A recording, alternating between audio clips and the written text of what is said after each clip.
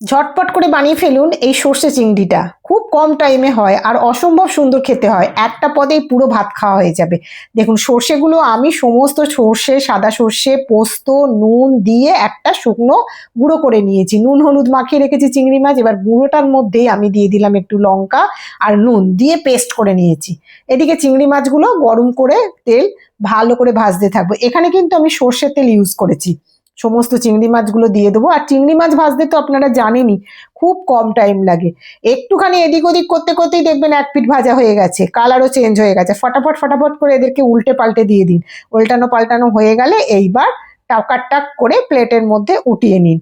এই যে তেলটা পড়ে আছে আর কোনো তেল লাগবে না, এর মধ্যেই দিয়ে দিন কাঁচা লঙ্কা আর দিয়ে দিন কালো জিরে, দিয়ে দিন হলুদ গুঁড়ো আর অল্প একটু কাশ্মীরি লঙ্কার গুঁড়ো, যাতে একটু সুন্দর দেখতে লাগে।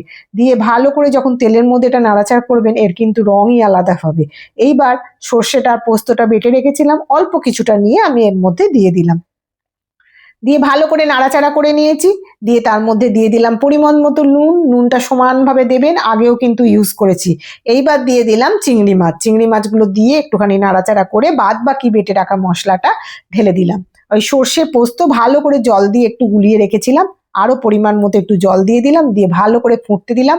যদি ধনেপাতা থাকে ছড়িয়ে দেবেন, না হলে কাঁচা লঙ্কা ছড়িয়ে দিলেই এনাফ।